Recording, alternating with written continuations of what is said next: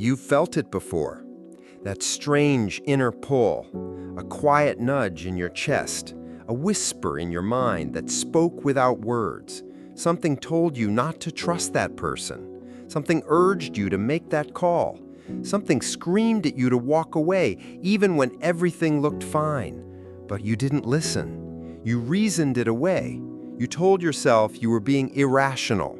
You ignored it because the world told you logic should always win. And then, the betrayal happened. The deal went wrong. The opportunity passed. Or worse, something irreversible occurred. And all you could think was, I knew it. I felt it. Why didn't I listen? This is not just your story. It's the silent echo of millions. Because buried beneath layers of noise, rules, and distractions lies the one thing that's always tried to guide you, your intuition. We live in a world that celebrates facts, data, logic, and tangible proof.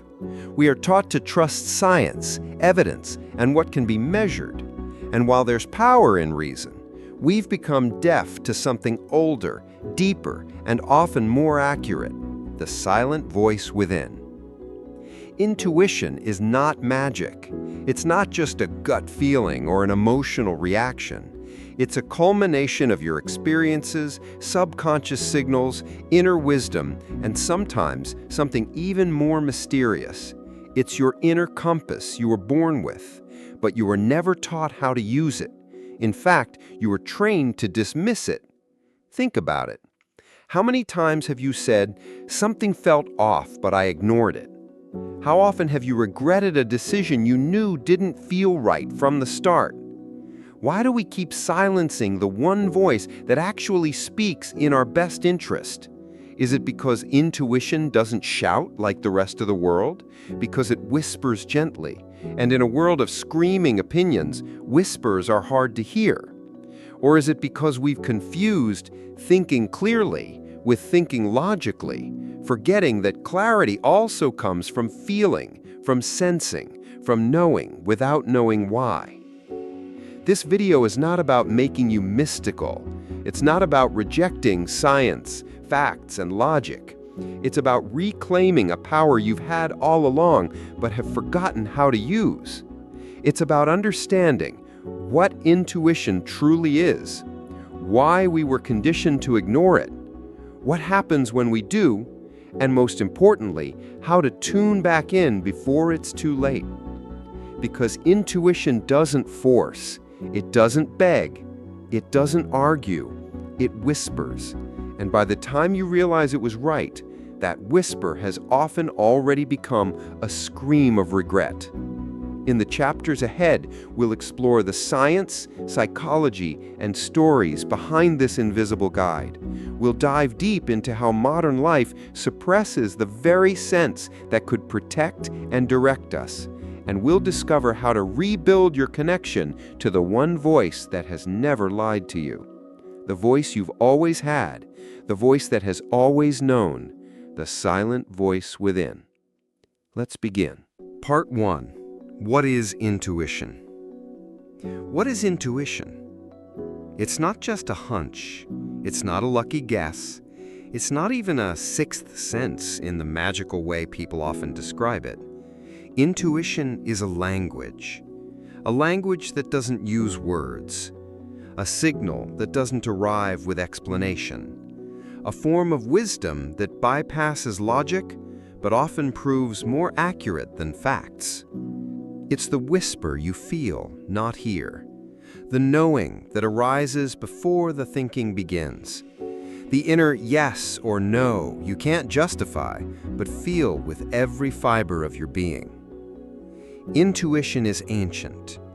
Long before humans could speak, we could sense. Before civilization, before books, before religions, before governments, we survived through instinct, pattern recognition, and subtle emotional signals. Our ancestors could feel danger without seeing it. They could tell if someone was lying without understanding psychology. They could choose paths, people, and decisions guided by something deeper than reason, intuition. And in many indigenous cultures today, intuition is still revered. They don't separate the mind from the heart. They don't distrust what cannot be proven. They live and flow with the earth, with their body's signals, with their spirit's voice. So why did we lose that? It lives in the body, not the brain. Science has a term for intuition: non-conscious processing.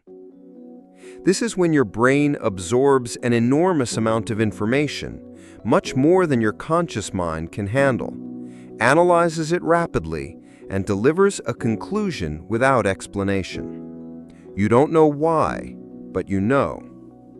Example: you walk into a room and suddenly feel unsafe.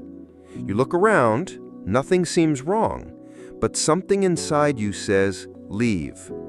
Maybe you saw a facial expression, a posture, a shadow, too fast for your conscious brain to catch, but your intuition picked it up, and it responded. It's not guesswork, it's pattern recognition at lightning speed. It's your nervous system remembering what your mind has forgotten. Idea: the 3 types of intuition. Let's break it down further. There are generally 3 types of intuition that show up in our lives. 1. Survival intuition. It's the primal alert system. You feel it in dangerous situations. It tells you when something is off, when someone can't be trusted, when you need to act fast without evidence. Don't take that alley. Don't trust that driver. Leave the party now. This type of intuition saved lives long before we had security systems or Google. 2. Emotional intuition. This is the intuitive awareness of people and emotions. You just know someone is upset even when they smile. You sense someone's lying even when their words are perfect. You feel the energy in a room shift when someone walks in. It's empathy at a soul level. 3. Creative or spiritual intuition. This is where ideas seem to download from nowhere. Writers, artists, inventors, and mystics all describe this as the source of genius. It's when the answer comes before the question finishes, when a melody appears in your sleep, when you suddenly know you must take a leap, even if it makes no sense. It speaks in stillness. Here's the paradox. Your intuition is always speaking, but you only hear it when the world is quiet. It doesn't yell like fear. It doesn't argue like logic. It doesn't plead like insecurity. It whispers. And that's why we miss it. Because in our loud, distracted, overstimulated world, whispers get lost. Phones buzz, notifications ping, schedules suffocate, and silence becomes unbearable. So we fill every second, and in doing so, we drown the one voice that could have guided us. Inner compass. Imagine you had a compass inside your chest, and every time you faced a decision, it slightly shifted, pointing toward what aligned with your soul. Not what's safe, not what's easy, not what's expected, but what's true. That's what intuition is. A compass that doesn't show maps, but always knows the direction. It's not here to make you rich, or famous, or successful by society's standards. It's here to make you aligned, peaceful, whole, and often safe. Because what intuition sees, logic can't always explain. What it knows, you may only understand years later. Why it matters more than ever. In a world of over-information, intuition is your filter. In a world of manipulation, it's your protection. In a world of noise, it's your truth. We're taught to value IQ, but rarely are we taught to cultivate inner intelligence. And the cost? We make decisions that betray us. We follow paths that don't feel right. We end up in relationships, jobs, cities, and futures that feel hollow, all because we ignored the one voice that actually knew. You were born with it. Intuition is not something you have to earn. It's not only for monks, mystics, or women with crystal pendants. You were born with it. But the world taught you not to trust it. It told you, don't be emotional. Stick to the facts. If you can't explain it, it's not real. But truth doesn't always come with evidence. Sometimes it just feels like truth. You know it when you hear it. You feel it in your bones. A seed waiting to bloom. Here's the good news. Your intuition never leaves. It's not gone. It's just buried. Like a seed under too much soil. All it needs is stillness, trust, attention. And slowly, that whisper will become a voice. That voice will become your compass. And that compass will lead you home. Part 2. The science behind intuition, not just a gut feeling. We've romanticized intuition as a mystical force, something spiritual, mysterious, unmeasurable. But here's the surprising truth. Science supports it. That quiet inner voice, it's not a fantasy. It's your body and brain working together in a deeply intelligent, lightning-fast way. Let's pull back the curtain and see what's really happening inside. Your brain processes more than you know. Your conscious brain is powerful, but limited. You're aware of about 40 to 50 bits of information per second, but your subconscious brain processes 11 million bits per second. That means while you're thinking, there's a supercomputer running silently in the background, absorbing patterns, cues, tones, body language, smells, micro-expressions, and environmental signals. By the time you feel an intuitive nudge, your brain has already made a data-backed decision. You just didn't get the memo in words. This is known in neuroscience as rapid cognition, and it's faster, more accurate, and often more trustworthy than slow analysis. The gut-brain connection, the second brain. Ever wonder why people call it a gut feeling? It turns out your gut has its own nervous system, called the enteric nervous system, with over 100 million neurons. That's more than your spinal cord. Scientists even refer to it as the second brain.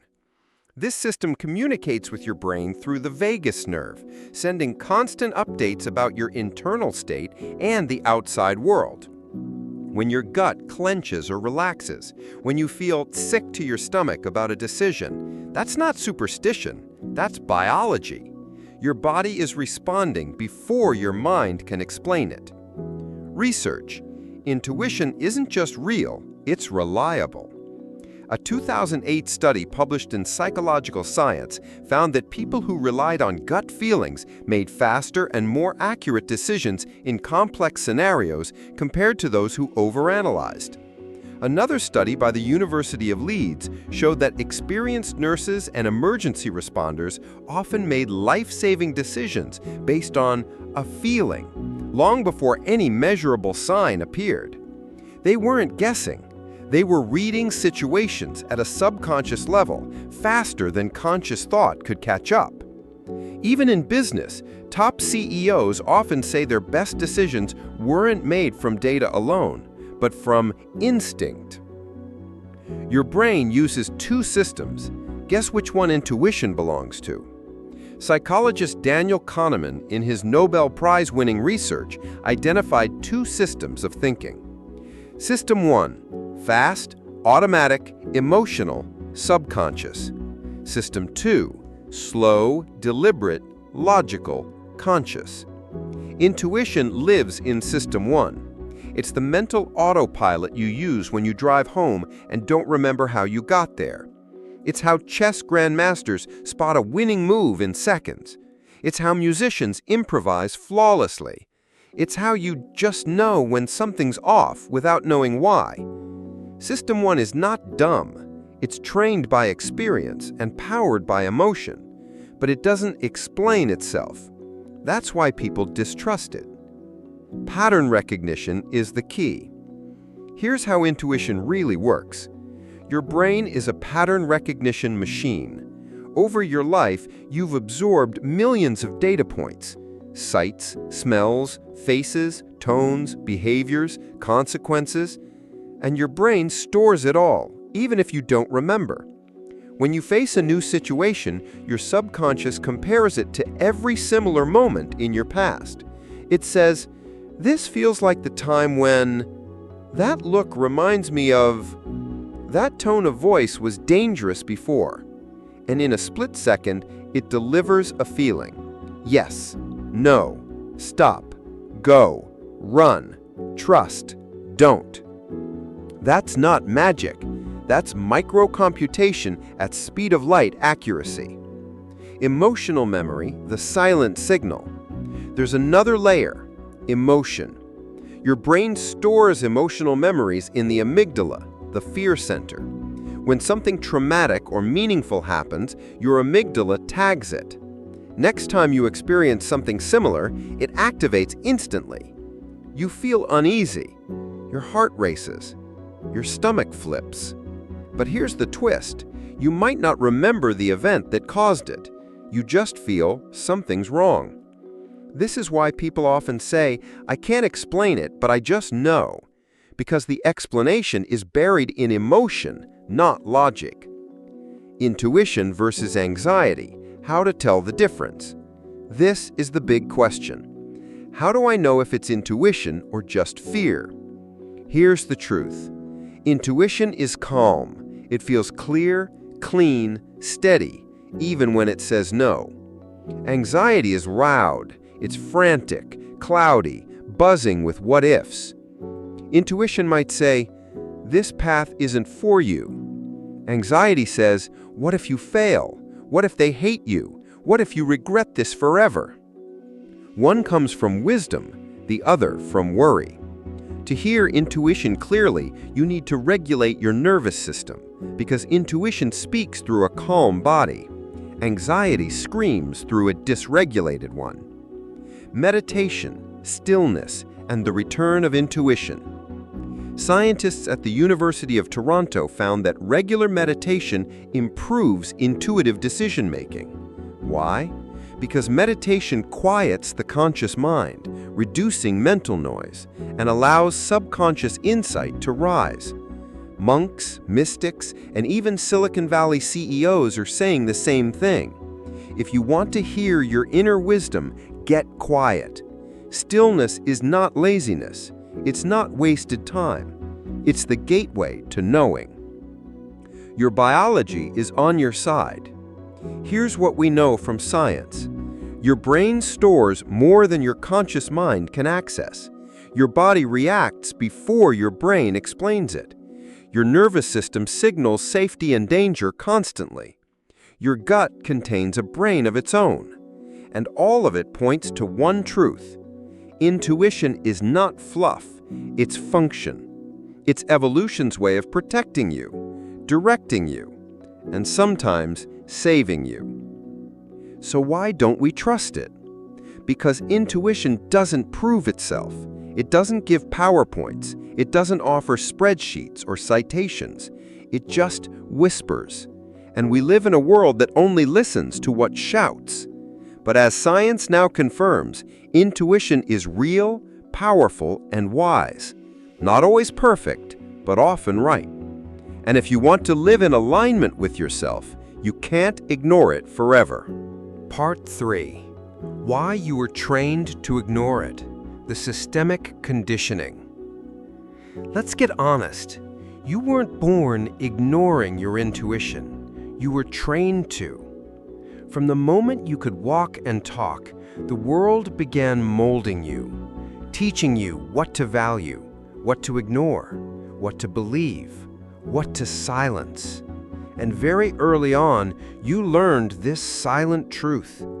Feeling is not as important as thinking, and intuition is not as valuable as logic. This wasn't an accident. It was a systemic conditioning built into families, schools, workplaces, and culture. Let's uncover how and why it happened. Childhood, When you first silenced your voice. As a child, your intuition was alive. You cried when something felt wrong. You pulled away from people who felt unsafe. You got quiet in rooms that didn't feel good. But what did the adults around you say? Don't be rude, give them a hug. Stop crying, there's nothing to be afraid of. You're too sensitive, toughen up. Use your brain, not your feelings. Each time you were told, don't trust what you feel, trust what I say. And slowly, your internal compass was overwritten by external rules. You began to second-guess yourself. You began to look outward for permission. You began to ignore the signals within. Not because you were wrong, but because you were taught that adults knew better. And so the inner voice went quiet. Not because it disappeared, but because it learned it wasn't welcome. School. Training for conformity, not clarity. School is where most people's intuitive selves are shut down entirely. You were taught there is one right answer. Don't question the teacher. Follow the formula. Stay in line. Be logical. Be consistent. Be measurable. Creativity, subjective. Feelings, distracting. Gut instinct, irrelevant. You were rewarded for obedience, not insight, for accuracy, not awareness. And if you dared to say, I don't know why, I just feel this is right, you were told, that's not enough, where's the evidence? So you stopped saying it, and your intuition was buried under grades, rules, and standardized thinking. Work, where efficiency replaces wisdom. By the time you enter the workforce, your intuition has become a whisper in a world of shouting. Now the values are metrics, deadlines, procedures, and predictability. You are expected to make data-driven decisions, justify every move, and fit within a system. There's no room for, I just have a feeling this client isn't right. Something about this deal feels off. I know the numbers say yes, but something says no. Those statements don't survive boardrooms, so you silence them again, and you tell yourself you're being professional, when in fact, you're just further from your truth than ever. Relationships, when fear drowns inner knowing. Let's go deeper. Have you ever stayed in a relationship where your gut said leave, but your mind said stay? They didn't mean it. Everyone has flaws. What if no one else loves me? They're not that bad. We've been together for so long. You gaslit yourself because the fear of being alone, the fear of being judged, the fear of being wrong was louder than the voice inside that whispered, "This is not love." You ignored the quiet truth for the comfort of familiar pain. And when the relationship finally collapsed, you remembered that moment long ago when something inside you knew, but you were too afraid to follow it. This is the cost of conditioned disconnection.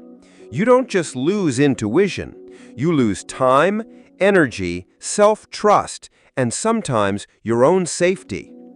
Culture. The worship of logic, the rejection of inner wisdom. Let's zoom out. We live in a world that worships logic, science, rationality, and proof. And that's not a bad thing. It's brought medicine, technology, progress. But we've made a fatal error. We've made logic king and burned intuition at the stake. We trust what can be measured, what can be repeated, what can be explained. And we mock feelings, dreams, inner callings, the soft-spoken voice of the self. This is why mystics are dismissed, why empaths are called dramatic, why spiritual people are called irrational, why intuition is labeled woo-woo nonsense. But the truth is, the world is deeply afraid of what it cannot control. And intuition cannot be controlled. It belongs to no one but you. Media and marketing, drowning your inner voice in noise. The world is not silent anymore. Every waking second, you are being bombarded with notifications, opinions, advertisements, expectations, clickbait, trends, news cycles, fear. Your brain is under assault, and your intuition, it needs stillness to be heard. But stillness is rare now. You fill the silence with scrolling. You fill your boredom with consumption. You drown the whisper with distraction. Why? Because the system doesn't want you connected to yourself. It wants you consuming, doubting, buying, needing. An intuitive person is dangerous. They don't fall for fake urgency. They don't chase approval. They don't buy what they don't need. They listen. They pause. They walk away. They know. And that's bad for business. The system doesn't want you to think for yourself. This might hurt, but it's true. The world you live in doesn't want you to trust yourself. It wants you to follow, to comply, to seek answers outside of you. Because people who trust their intuition, say no without explaining, leave situations that look fine, don't need a rule book to know what's right, can't be manipulated as easily, make decisions based on alignment, not pressure. In short, they're free, and freedom is the enemy of control. The result? A numb, disconnected society. What happens when a society silences intuition? You get a world full of people who stay in jobs they hate, stay in relationships that wound them, numb themselves with food, phones, and fiction, overthink every decision, feel chronically anxious even when everything looks fine. They don't know why they feel lost. They just know something is missing. It's not always money, or love, or success. It's connection to themselves. But you can undo the conditioning. Here's the good news. Everything that was learned can be unlearned. You can rebuild self-trust, relearn silence, return to inner knowing, reclaim your voice. But it starts with awareness. And this moment, right now, is that moment.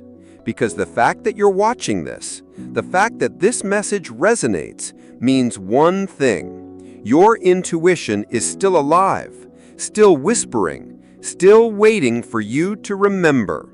And when you do, everything changes. Part 4. The consequences of silence, when ignoring becomes regret. There's a moment that comes after every ignored whisper. It's quiet, but heavy. You feel it in your chest. You replay the scene again and again in your mind, and the sentence echoes. I knew it. I should have listened. We don't talk about this moment often. The moment when regret becomes louder than the voice we once silenced. But if you've ever ignored your intuition, you know this moment well. Let's talk about what happens when you don't listen, when you dismiss that silent voice, when you let logic or fear or pressure override your deeper knowing. 1. Emotional injury. You betray yourself.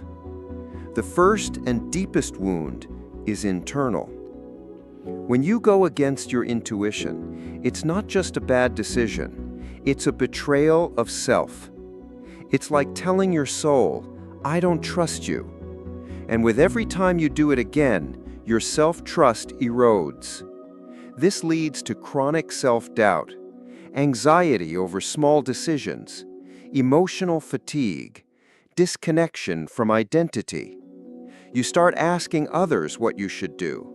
You second-guess everything. You fear your own judgment because you've taught yourself that you can't be trusted. This isn't just inconvenient, it's devastating, because when you don't trust yourself, no one else can fill that gap. Heartbreak. 2. Staying too long in the wrong place. One of the most common consequences of ignoring intuition is staying too long, in the wrong job, in the wrong relationship, in the wrong city, in the wrong story of who you are. Your intuition often tells you long before something ends, but endings are painful, so you stay and rationalize. It's not that bad. Maybe it will change. What if this is the best I can do? But the longer you ignore the whisper, the louder the suffering becomes, until one day the decision is made for you. The job fires you. The partner leaves you. Your health collapses. Your joy disappears. And you're left whispering, "I should have left when I knew." Repeating painful patterns. Here's something painful to realize. When you ignore intuition, you attract repetition. That means the same kind of toxic partners, the same dead-end jobs, the same betrayals, the same failures in disguise. Because you never truly left the lesson, you just delayed it. Intuition tried to steer you clear, but by silencing it, you invited the cycle to continue. This is why some people say, "Why does this always happen to me?" The answer is often found in the moment they didn't listen, the ignored instinct, the red flag brushed off, the body that screamed no while the mind said, "Be polite." A life that feels cold and hollow. There's a specific kind of numbness that comes from years of ignoring yourself. You're not sad, you're not happy, you're just detached. You go through the motions, you check boxes, you build a life that looks fine on the outside, but inside, something is missing. That something is you, your voice, your truth, your alignment. This is not dramatic. This is the silent epidemic of modern life. People living lives that are not their own because they forgot how to follow the one voice that knew where to go. The cost of missed opportunities. Sometimes intuition says yes, but you're too afraid to follow. And so you don't. Apply for that job. Say yes to that move. Reach out to that person. Start that project. Take that risk. And what's lost is not just opportunity, but growth, potential, joy. You will never know what could have bloomed, because fear drowned the seed before it took root. And even years later, something inside you whispers, "I was meant for more." You feel it, because it's still true. The pain of knowing you knew. Perhaps the worst consequence of all is this: you knew. That moment after it all falls apart and your mind flashes back to the time when your intuition said, "Don't trust them. Something feels wrong. Walk away." But you didn't. And now the pain is sharper because it's laced with the knowledge that you could have avoided it. This is not about blame. It's not about shame. It's about the weight of inner wisdom unheeded. It lingers, and it teaches you the hard way what your heart already knew. But there's redemption in the ruins. Here's the paradox of intuition. Even when you ignore it, even when you suffer for it, even when you forget it for years, it never holds a grudge. It never says, "I told you so." It simply waits, and when you're finally ready to listen, it speaks, softly, clearly, lovingly. It doesn't need you to be perfect, just present, willing, awake, because your soul never stopped guiding you. Even through your mistakes, it was learning. Even in your silence, it was still sending signals. Even in your worst choices, it was planting seeds for return. Regret can be a compass. Regret is not just a punishment. It can be a teacher, a compass, a bridge back to yourself. When you sit with regret, not to shame yourself, but to learn from it, you begin to see the moment the voice whispered and the moment you overrode it. That awareness is everything, because from now on, you get to choose differently. You get to pause, breathe, listen. You get to ask, is this aligned with me? What does my body feel? What does my intuition say? and that is the beginning of the return. You can heal what you silenced. Reconnecting with your intuition isn't about being perfect, it's about being present. It's about rebuilding a relationship with the part of you that only ever wanted to guide you. And the best part? It's not gone, it's just waiting. The next time you feel that nudge, that quiet knowing, that whisper that feels like truth, pause, breathe, and for once, listen. Because regret is powerful, but redemption is stronger, and the voice within you is not angry, it's simply waiting to be heard. Part 5. The voices that drown it out. Noise, fear, and the mind. If intuition is a whisper, then why is it so hard to hear?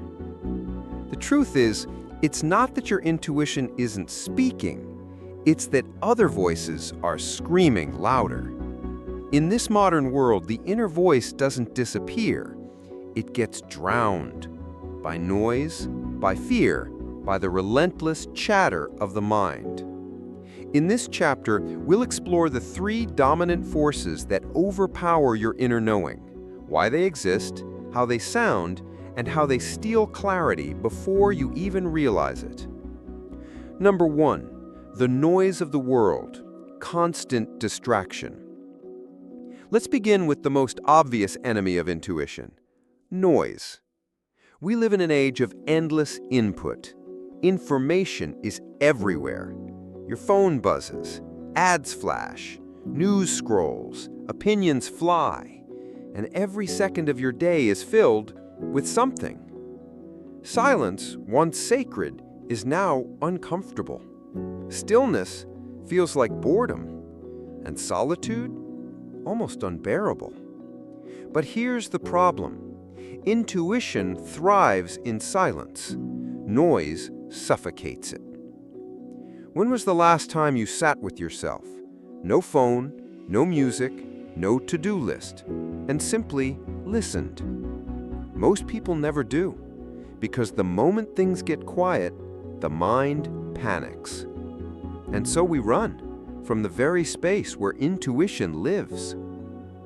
Number 2, the voice of fear, loud, logical, and persuasive. If intuition is the soul's compass, fear is the gatekeeper of your comfort zone.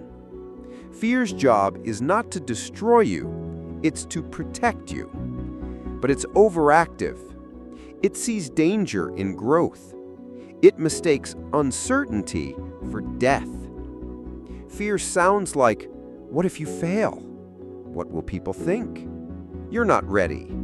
It's too risky. You're not good enough. Stay where it's safe. It pretends to be helpful. It speaks in the tone of reason. It uses your own voice to manipulate you. But fear isn't wise. It's just loud. It's the leftover wiring of a brain built for survival, not for truth, not for purpose, not for alignment. And the more you let fear speak unchecked, the more it drowns your deeper knowing. Number 3, the overactive mind, analysis paralysis. Now comes the trickiest part, your own mind. You've been taught to think your way through everything. Make a pros and cons list. Do more research. Run the numbers. Ask for more opinions. Don't decide until you're 100% sure. Sounds responsible, right? But what starts as logic becomes paralysis. The mind spins and loops. It obsesses over perfection. It craves control. It tries to eliminate uncertainty, even though life is built on it. And while you're analyzing, your intuition is already whispering the answer, but you miss it because you're too busy thinking. The danger of letting the wrong voice lead. Here's the subtle danger. Noise keeps you distracted. Fear keeps you stuck. A mind keeps you confused. And together, they create the illusion of progress while keeping you far from your truth. You'll feel busy. You'll feel logical. You'll feel productive. But deep down, you'll feel off. That's the signal. That's the hint. When everything looks fine but feels wrong, that's your intuition trying to be heard above the static. How the voices sound, identifying the difference. Let's compare. Intuition versus fear, noise, and mind. Intuition feels calm and steady, whereas fear, noise, and mind feels anxious and chaotic. Intuition doesn't always explain, whereas fear, noise, and mind needs endless justification. Intuition comes quickly and quietly, whereas fear, noise, and mind comes repeatedly and loudly. Intuition feels expansive, whereas fear, noise, and mind feels restrictive. Intuition resonates in the body, whereas fear, noise, and mind spins in the head. You know the difference. You've felt it. The challenge is pausing long enough to tell them apart. How to hear through the noise. So how do you get past the volume of the world? Here are some practices that open the channel. 1. Stillness. Take 10 minutes a day. No phone, no talking, no input. Just breathe. Notice what arises in the silence. 2. Body awareness. Intuition lives in the body. Tune in. Ask, where do I feel tight? Where do I feel calm? What does yes feel like in my body? 3. Journaling. Write without editing. Let thoughts flow. Often your truth reveals itself when your thinking mind takes a back seat. 4. Limit input. Cut down on content. Unfollow noise. Reduce mental clutter. Create space for your own thoughts. 5. Trust the first feeling. When faced with a decision, note your first internal reaction. That's often the voice before fear hijacks the wheel. The truth is, you're not broken. You're overstimulated. And when you unplug, when you slow down, that whisper comes back. It always does, because it never left. You just got pulled away by voices that weren't yours. Final thought for this chapter. You're not here to follow the loudest voice. You're here to follow the truest one. And that voice? It's waiting beneath the noise, beneath the fear, beneath the stories your mind has been repeating. It speaks in calm. It moves in clarity. And when you finally hear it again, you'll wonder how you ever lived without it. Part 6. The moment you regret not listening. Real stories, real pain. There comes a moment in life where time seems to pause, not because something wonderful is happening, but because something you already knew would happen just did. And in that moment, the only words you can hear are, "I knew it. I felt it. Why didn't I listen?" These moments live in the quiet corners of our memories. Some are small, some are life-altering, but all carry the same echo: regret. Not for what happened, but for not trusting yourself. Let's step into real stories, raw, honest, and painful. Stories where intuition whispered but was ignored. Stories where silence had consequences. And stories that, while painful, can remind us of one eternal truth. You already know. Story 1. The job that felt wrong from day one. Michael had just landed a high-paying job at a prestigious company. Everyone congratulated him. His parents were proud. His resume was glowing. But the first time he walked into the office, he felt a strange discomfort in his chest. The smiles felt rehearsed. The air felt cold. Something inside whispered, This place will cost you more than it gives." He ignored it. "Maybe it's just nerves," he told himself. "It's a great opportunity. I can't pass this up." 2 years later, he was burned out, depressed, and empty. He had developed severe anxiety. His creativity had died. His weekends were spent recovering, not living. And one day, while sitting in a bathroom stall during lunch, trying not to cry, he whispered, "I knew this place wasn't for me. I knew it on the first day." Story 2. The relationship that looked right but felt wrong. Sarah met Ryan through mutual friends. He was charming, well-dressed, funny. Her friends loved him. Her family approved. But every time they were alone, she felt small, dismissed, unheard.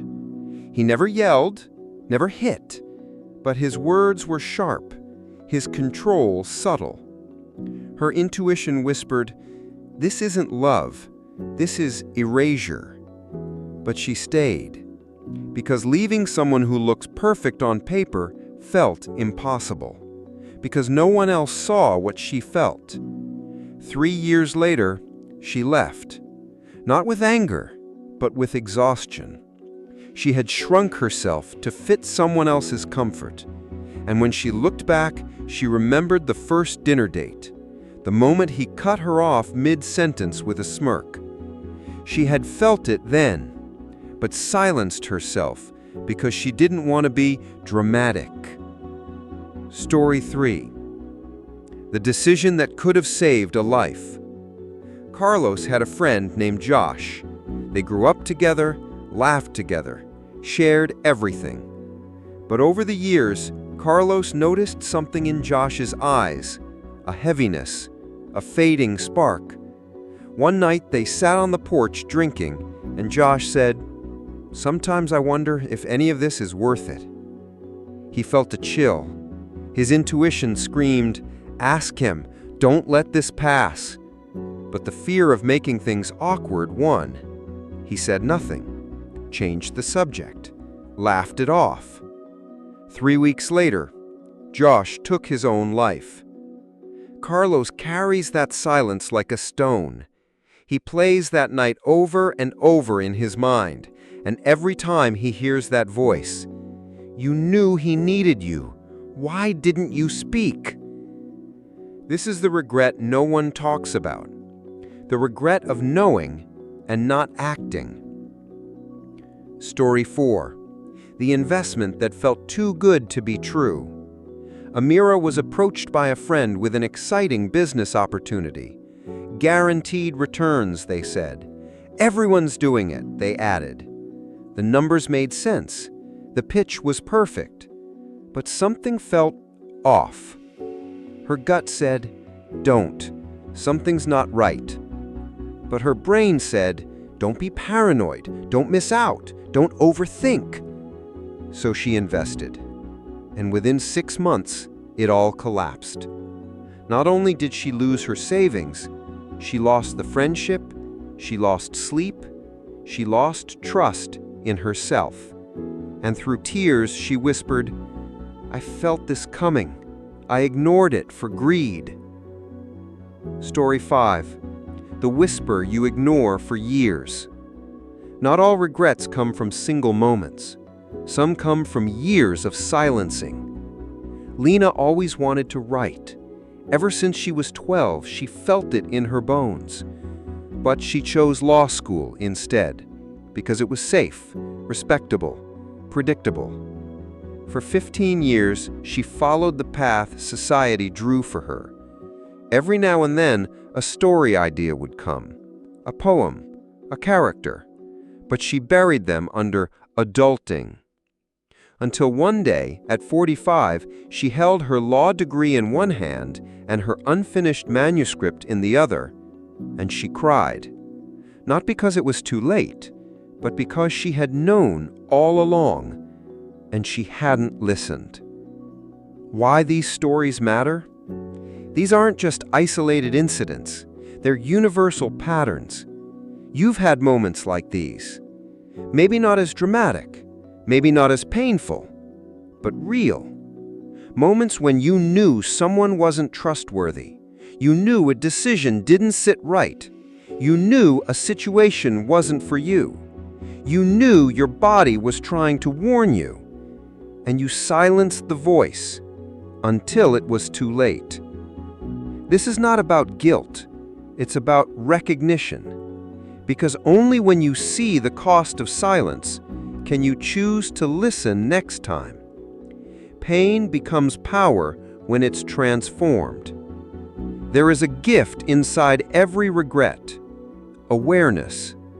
Every ignored whisper, every painful lesson, every broken outcome is a reminder that you knew. You always knew.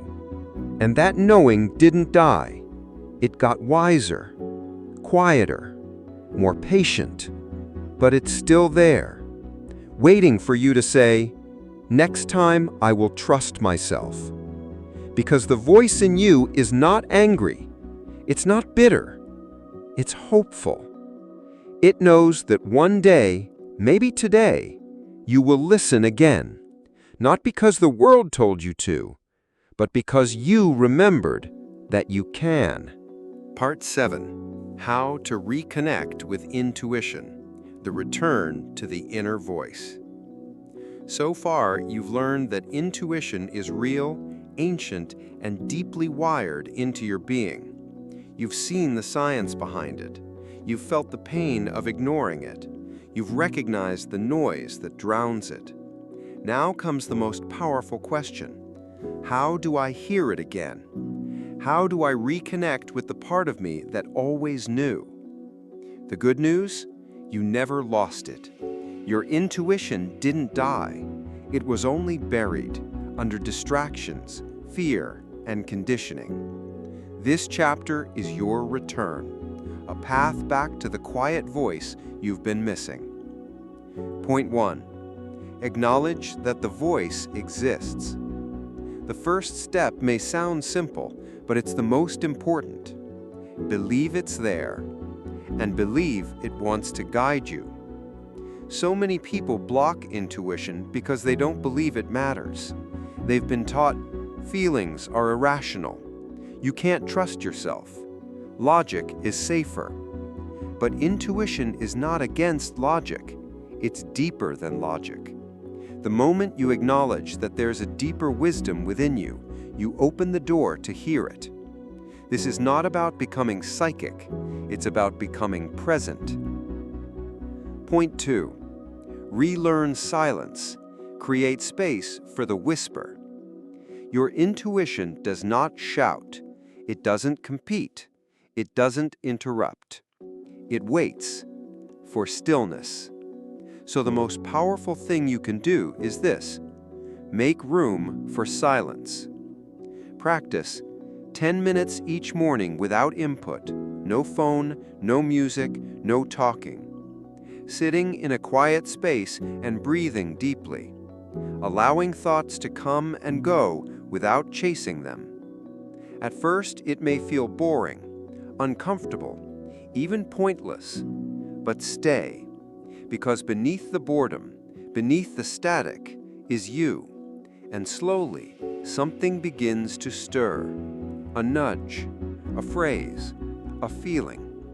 That's the voice returning. That's the voice returning. Point 3. Listen to your body. It speaks the truth. Your body is the physical antenna of intuition. It feels what your mind tries to explain. Begin asking, what does yes feel like in my body? What does no feel like? When I'm around this person, do I feel open or tight?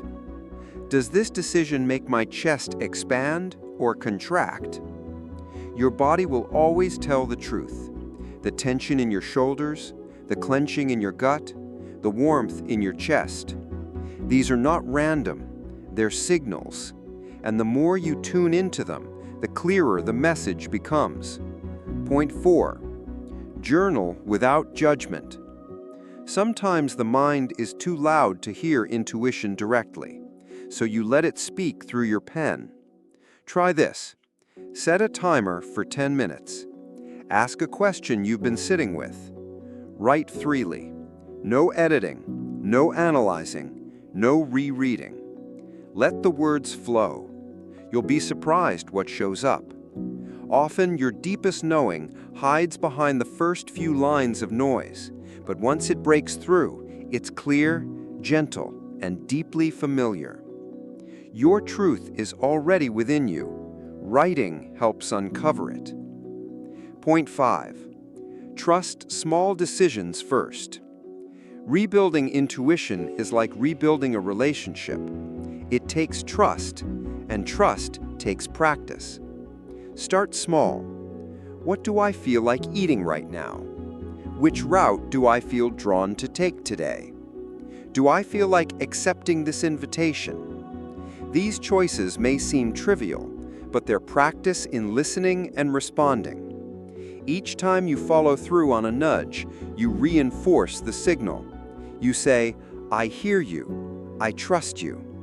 And over time, the voice becomes louder, faster, more precise. Intuition loves being used. The more you act on it, the stronger it becomes. Point 6. Separate intuition from fear and ego. This is where many people get confused. How do I know if it's really my intuition or just fear or my ego talking? Here's a helpful guide. Intuition, fear, ego. Calm clarity, panic. Loud arrogance. Centered neutral. Urgent, shaky. Wants approval. Comes once quietly. Repeats over and over. Demands recognition. Lacks explanation. Filled with what-ifs.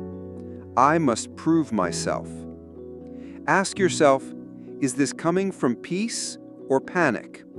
Is this about alignment or achievement? Does this feel like truth or protection? Intuition is not emotional frenzy. It's clear knowing. Even when it doesn't make sense, it feels right. Point 7. Pay attention to synchronicities. When you begin to reconnect with your inner voice, you'll start to notice something strange. Life responds. You think of someone, and they call. You ask a question, and the answer appears in a book or stranger's words. You feel unsure, and a sign shows up. These are not accidents. They are alignment, evidence that you are connected within and without. The more you notice synchronicity, the more you trust that you are guided. And the more you trust that, the easier it becomes to let go of control. Point 8. Accept that you'll get it wrong sometimes. Here's the truth. Even when you trust your intuition, you might still make mistakes, and that's okay. Because the goal isn't perfection, it's alignment, it's integrity, it's self-trust. Even sometimes you follow a nudge that doesn't work out the way you imagined. But even then, you often avoid something worse or grow in a way you never could have predicted. And with each choice made from intuition, you become stronger, wiser, closer to your own essence. Point 9. Forgive yourself for the times you didn't listen. Before you can fully hear your inner voice again, you need to make peace with the times you ignored it. We all have those moments. The job we took, the person we stayed with, the opportunity we let go. But regret can become a doorway, a soft reminder. Say to yourself, I didn't know how to listen then, but I do now. I forgive myself for silencing that voice. I'm ready to hear it again. Your intuition is not petty. It doesn't hold a grudge. It's always ready to speak again the moment you're willing to listen. Final words for this chapter. You don't need to become someone else to hear your intuition. You don't need a spiritual guru. You don't need perfect silence or perfect choices. You just need to remember. You were born with this voice. You just forgot how to hear it. But now, you're remembering. Every quiet breath, every brave yes or no, every time you choose alignment over approval, that's the voice, and it's getting louder. You're not finding it, you're returning to it. And in doing so, you're finally coming home. Part 8. Daily Habits to Sharpen Intuition. Tuning the Inner Compass. Rebuilding your relationship with intuition isn't about one big breakthrough. It's about small, consistent choices. Daily practices, tiny shifts. Like tuning a radio to a quieter frequency, until one day the static fades and you hear the message clearly. In this chapter, we'll walk through practical, actionable habits that you can build into your daily life. Habits that help you clear the noise, connect with your inner knowing, and sharpen the one compass that always points to your truth. Sunrise. 1. Morning stillness. Begin with silence. The world begins loud, but you don't have to. Before the phone, before the to-do list, before the rush, give yourself 5 to 15 minutes of silence. Just sit, breathe, feel your body, notice what arises.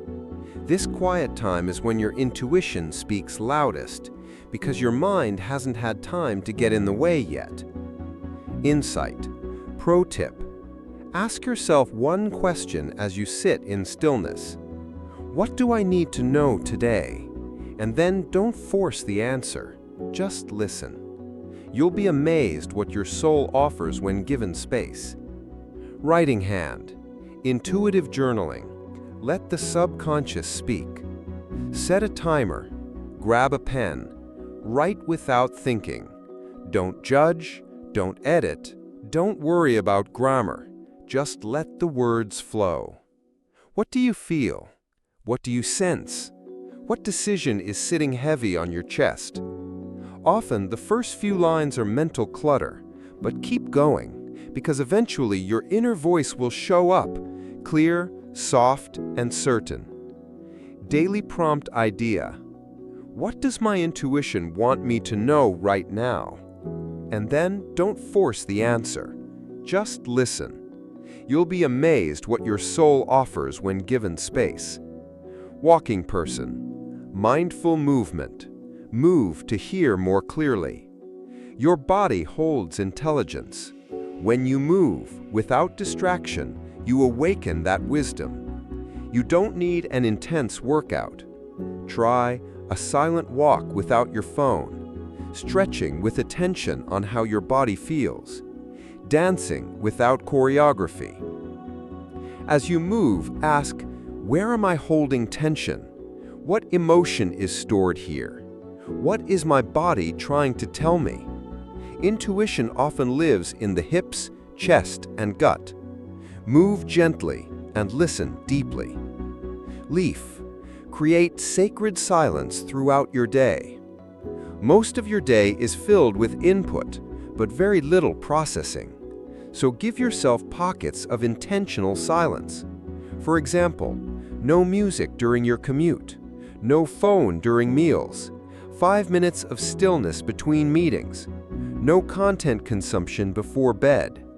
These micro moments create space for intuition to rise, not because you're doing something spiritual, but because you're finally not doing too much. Your inner voice doesn't need a ritual, it just needs room. Yoga person. Grounding practices. Return to the present moment. Intuition doesn't live in the past or the future. It lives in the now. The more grounded you are, the easier it is to hear your inner compass. Try grounding habits like walking barefoot on natural ground, putting your hand on your chest and breathing slowly, naming 5 things you see, 4 you hear, 3 you feel, 2 you smell, and 1 you taste. Washing your hands slowly and mindfully. These tiny actions anchor you to the present. And in the present, truth speaks. Recycle symbol. Use the pause and feel rule before decisions. Here's a powerful habit. Before making a choice, pause, even just for 10 seconds. Ask, what does this feel like in my body? Am I moving from fear or from clarity? Is this aligned or just familiar? Your intuition responds fast, but you have to pause long enough to receive it. Build this into conversations, emails, purchases, commitments, scheduling decisions.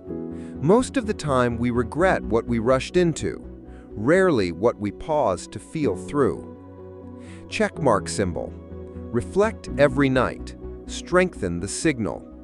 Before sleep, reflect. Where did I ignore a nudge today? Where did I follow it? What felt right? What felt off? Write it down. No judgment, just observation. This habit creates feedback loops between your experience and your awareness. You'll begin to notice patterns, moments when your intuition was right, even if you didn't act. Over time, these reflections build trust. You begin to remember that you know. No mobile phone symbol. Reduce digital noise. Protect your mental space. Your intuition needs quiet. Your phone needs attention. The two often clash. Protect your intuitive channel by turning off non-essential notifications, having at least 1 hour a day screen-free, doing a social media detox once a week, being selective with what content you consume. Your mind is like a garden. If you fill it with trash, intuition can't grow. If you clear space, new truth takes root. Minimal digital input equals maximum inner clarity. Brain. Trust the first signal before the mind interrupts. You already know. Before you overthink, before fear barges in, before you run the logic loop, you get a flash, a feeling, a body signal, a thought that feels different. Catch it, write it down, and honor it. The more you act on that first nudge, the more you train your brain to trust it.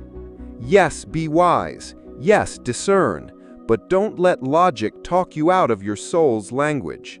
That first whisper, often the purest. Spirit with a wind symbol. Surround yourself with clean mirrors. Intuition is yours, but it also flourishes in safe environments. Spend time with people who encourage your inner voice. Don't override your feelings. Allow you to process slowly. Don't mock sensitivity. Model alignment in their own lives. These people reflect back your truth. They help you stay clear. Avoid people who demand fast decisions, constant justification, or emotional suppression. Those are not mirrors, they're fog. Full moon. Final practice, the intuition day. Once a month, or even once a week, try this. Live one full day guided only by intuition.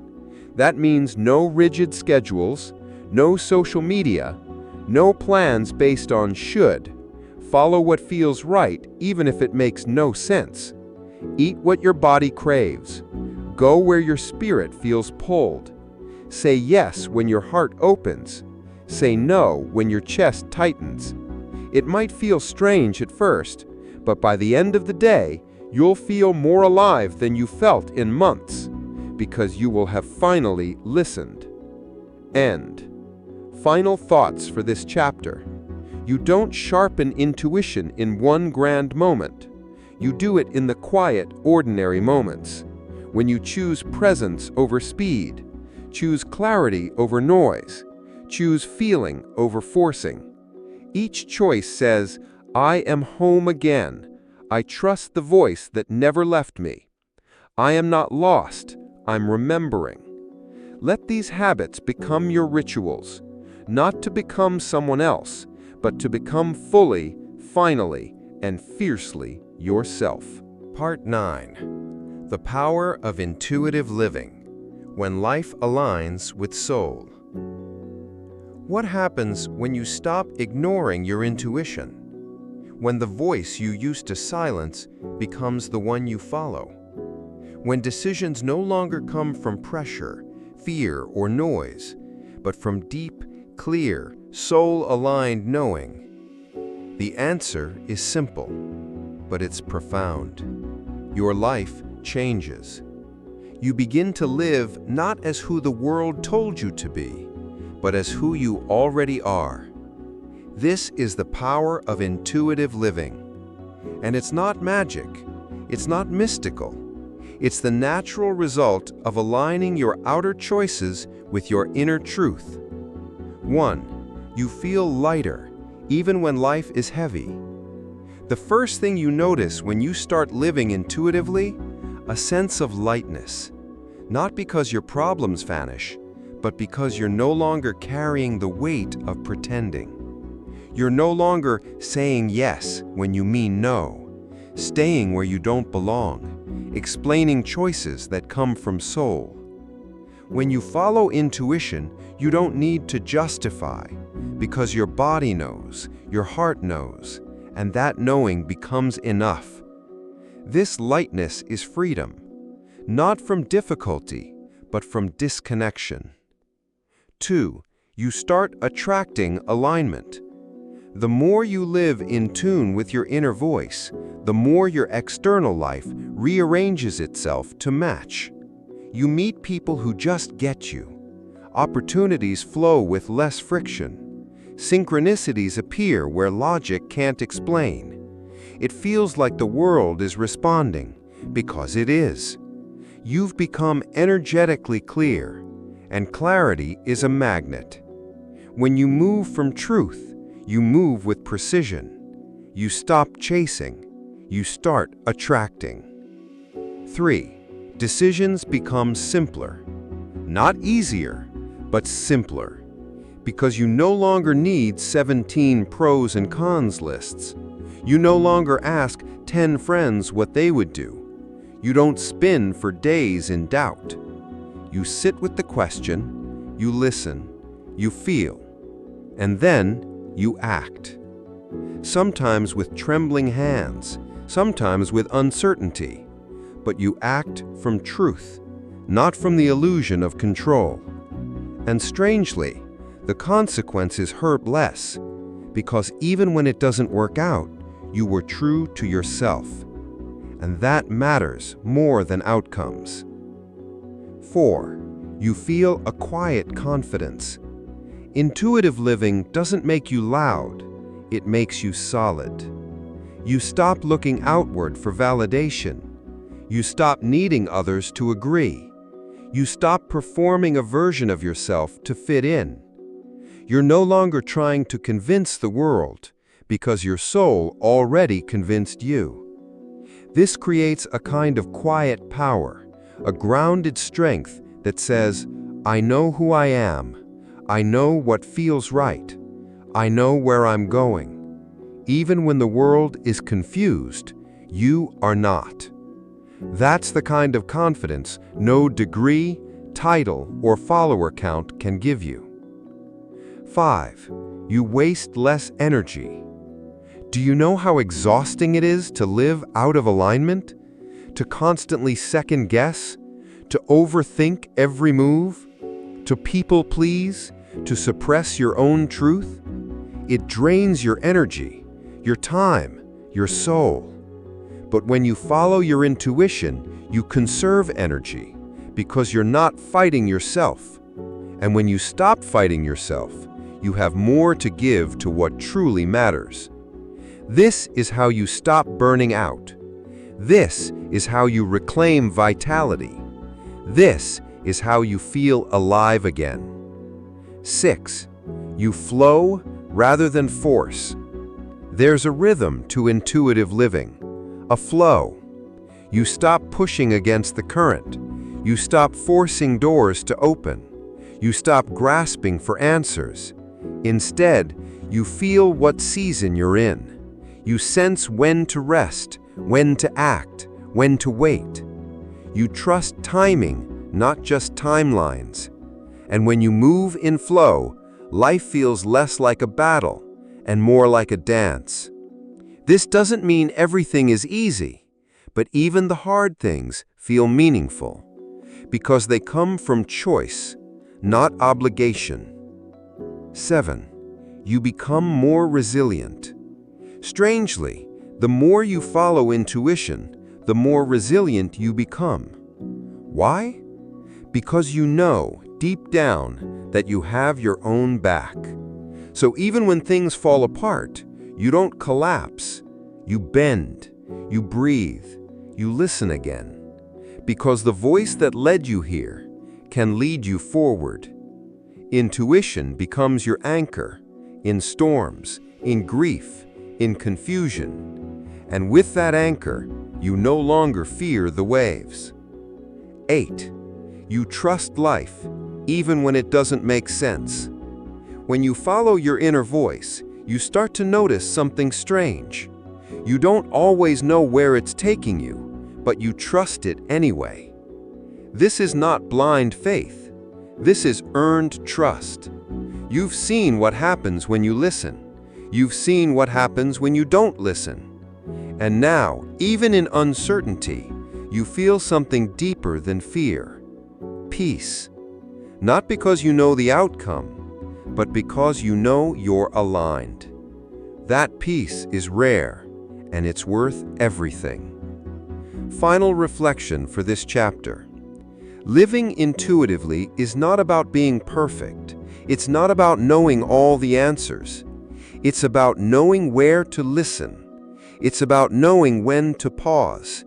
It's about knowing yourself so deeply that you no longer abandon your own truth for anyone else's comfort. This kind of life may look quiet, simple, even strange to others, but inside, it is rich, it is whole, it is powerful, because it is yours. And when your life aligns with your soul, you don't just survive, you begin to truly live. Part 10. Conclusion. The whisper that could have saved you. Think back to one of the hardest moments in your life. Now ask yourself, before it happened, did something inside you whisper? A quiet pull? A gut feeling? A flicker of discomfort in your chest? A knowing you couldn't explain, but couldn't deny either? That was the voice. You didn't hear it because it was loud. You didn't feel it because it begged. You knew it because it was true. But maybe you ignored it. You pushed it aside. You told yourself, I'm overreacting. It's just a feeling. I'll be fine. And maybe later, when the pain hit, you whispered back, I knew. This is the voice that could have saved you. This is the whisper you're learning to hear again. The whisper is still there. That whisper, it never left, not even after you ignored it, not even after the mistakes, not even after the regret. It didn't say, you failed me. It said, I'm still here. Are you ready now? Intuition is like a patient friend, the one who doesn't force advice, who doesn't shout when you do the opposite, who simply sits beside you through it all and says, I'll speak when you're ready to listen. And now, maybe you are. Your soul always knows. You can call it intuition, inner voice, gut feeling, spirit, God, the divine feminine, the higher self. Whatever language you use, the truth remains. There is a part of you that knows before you know, that sees before you see, that feels before your mind can form words. It is not irrational. It is not mystical. It is not soft or weak or sentimental. It is the most honest part of you, and it will never lead you somewhere you weren't meant to go. Listening again, even if it's been years. Maybe it's been years since you trusted yourself. Maybe you've been outsourcing your decisions to others. Maybe you felt disconnected, numb, uncertain. That's okay. There's no punishment here, no timeline, no catch-up race. You simply begin again by getting quiet, by asking gently, by listening for the whisper that never stopped speaking. You don't need to force the connection. You just need to be willing. The final practice: ask, wait, trust. Here's something to carry with you. Ask. Sit in stillness. Ask your soul, what do I need to know? What is true for me in this moment? Wait. Let the answer rise on its own. Don't chase it. It may come in a feeling, a memory, a symbol, or even silence. Trust. When it comes, believe it. Even if you can't explain it, even if no one else understands. This is the practice. Simple, sacred, life-changing. Imagine a life guided by intuition. Imagine this. You walk into rooms and feel what's right. You make choices not based on fear, but alignment. You trust your yes. You honor your no. You move slower, but with more clarity. You speak with fewer words, but deeper meaning. You no longer need to be convinced because you already know.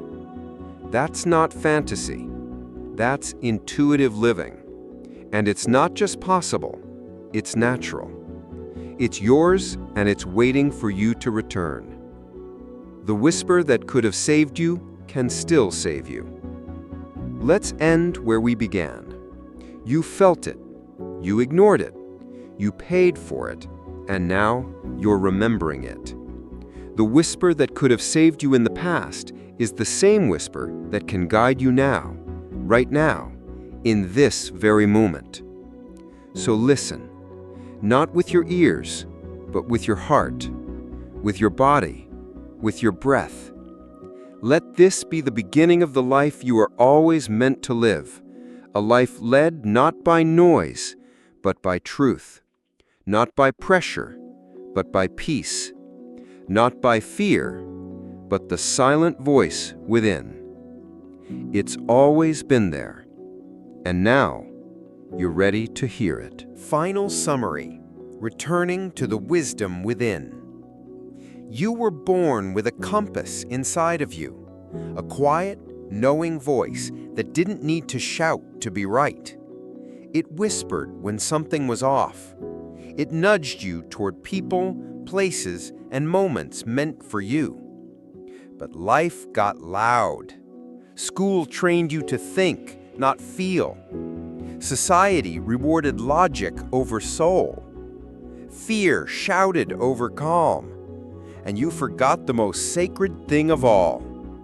You already know. This journey was never about learning something new. It was about remembering, returning, reconnecting. Through science, story, and soul, we've uncovered the truth. Intuition is real. You felt it all your life. You were conditioned to ignore it. But you can reclaim it, starting now. You don't need more advice. You don't need a louder world. You don't even need more confidence. You just need to stop, breathe, and listen. Because the voice that could have saved you is still trying to guide you. And now, you're finally ready to hear it. Welcome back to yourself, to your wisdom, to the silent voice within.